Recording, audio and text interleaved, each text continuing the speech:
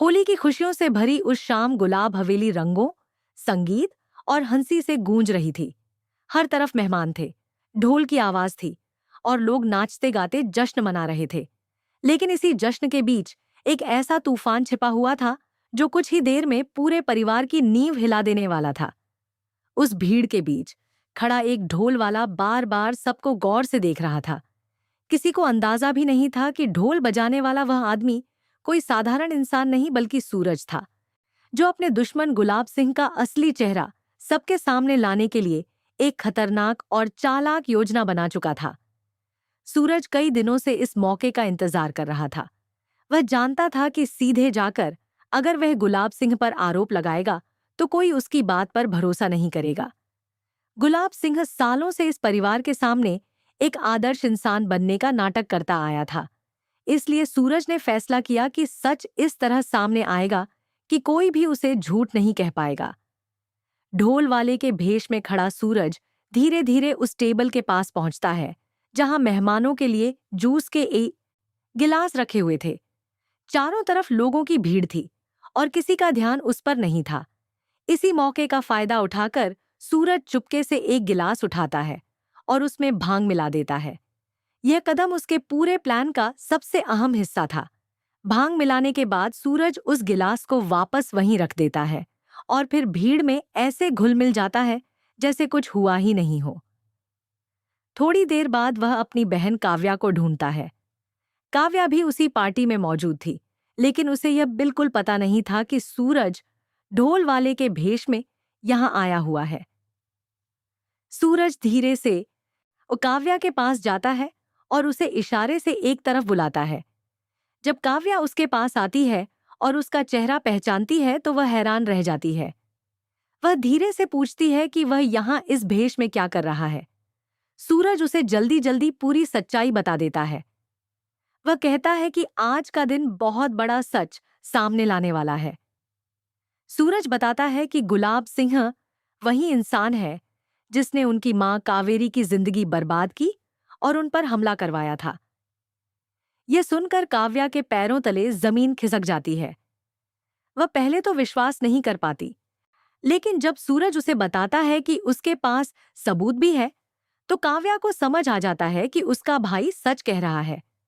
सूरज फिर काव्या को वह जूस का गिलास देता है जिसमें भांग मिली हुई थी और कहता है कि किसी तरह यह जूस ईशा को पिला दो। काव्या थोड़ी घबराती है क्योंकि वह जानती है कि ईशा गुलाब सिंह की बेटी है और उसे इस साजिश में शामिल करना आसान नहीं होगा।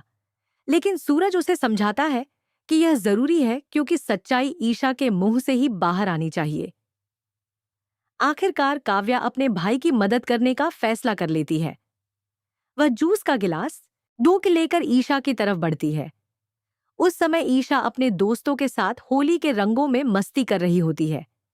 वह हंस रही होती है, नाच रही होती है और उसे बिल्कुल अंदाजा नहीं होता कि कुछ ही देर में उसकी जिंदगी का सबसे बड़ा सच सामने आने वाला है।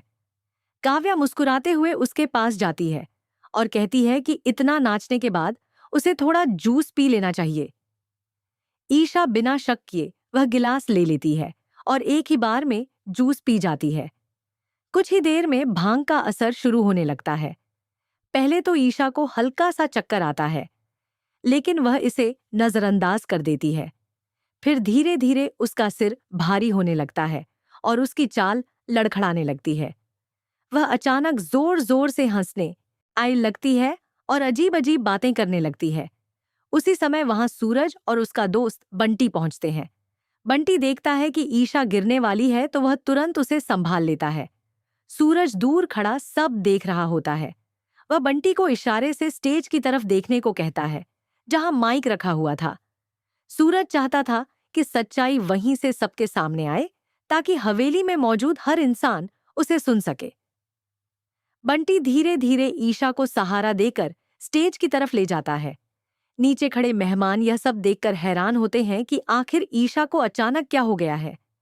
जैसे ही ईशा स्टेज पर पहुंचती है, वह माइक पकड़ लेती है और अचानक गाना गाने लगती है। उसकी आवाज पूरे हॉल में गूंजने लगती है।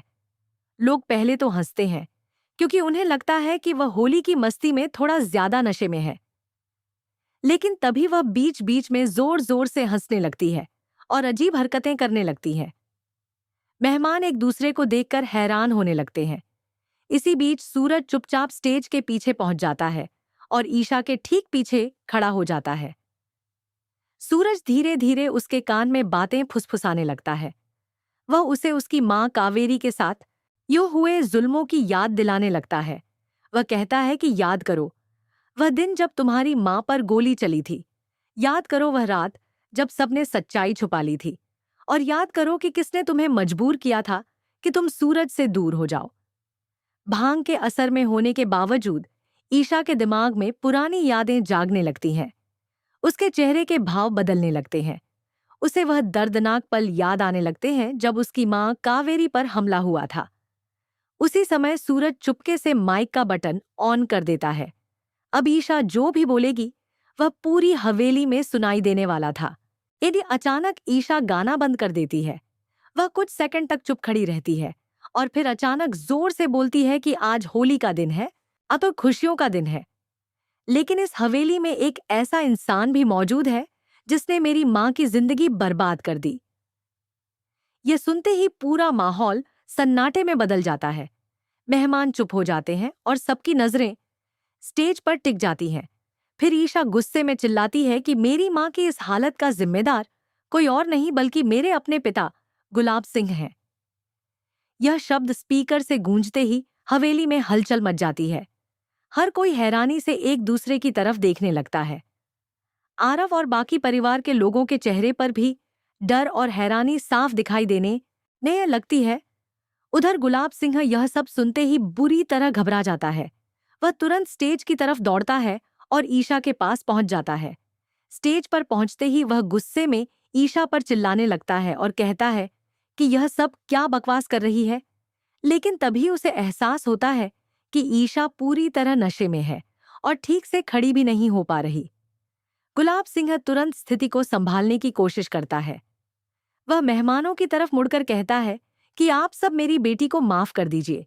शायद किसी ने गलती से इसे भांग वाला जूस पिला दिया है। यह नशे में है और इसे खुद नहीं पता कि यह क्या कह रही है। मेहमान धीरे धीरे शांत होने लगते हैं। ऐसा लगता है कि गुलाब सिंह अपनी चालाकी से फिर से सब संभाल लेगा। लेकिन तभी अचानक ढोल वाला आगे आता है। वह धीरे धीरे अपने चेहरे से चश्मा उतारता है और फिर अपने चेहरे से रंग साफ करता है। जैसे ही उसका असली चेहरा सामने आता है, ये गुलाब सिंह के होश उड़ जाते हैं, क्योंकि वह ढोल वाला कोई और नहीं बल्कि सूरज होता है। सूरज तुरंत गुलाब सिंह के हाथ से माइक छीन लेता है और जोर से कहता है कि ईशा झूठ नहीं बोल रही। पूरा हॉल फिर से सन्नाटे में डूब जाता है।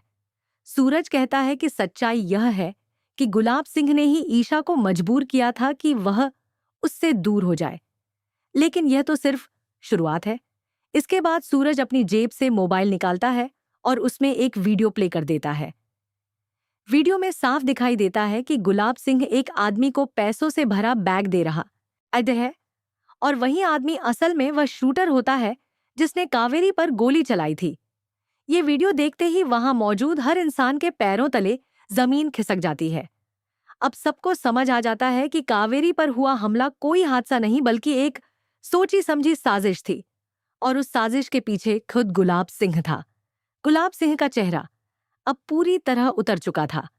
उसकी सालों की चालाकी और झूठ एक ही पल में सबके सामने उजागर हो चुके थे।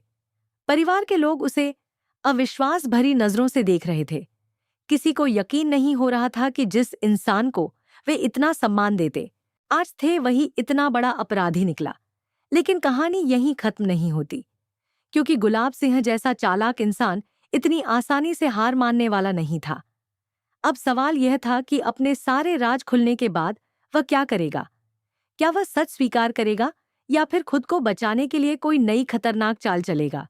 सूरज को भी पता था कि असली लड़ाई अभी बाकी है, क्योंकि जब एक बड़ा राज खुलता है तो उसके बाद बदले और साजिशों का नया दौर शुरू होता है। आने वाले समय में यह कहानी और भी ज्यादा रोमांचक मोड़ लेने वाली थी। अब देखना यह होगा कि क्या सूरज की यह चाल उसे न्याय दिलाएगी या फिर गुलाब सिंह आखिरी पल में कोई ऐसा दांव चलेगा जो सब कुछ बदल देगा। फिलहाल हवेली में मौजूद हर इंसान के दिल में बस एक ही सवाल था कि आगे क्या होने वाला है।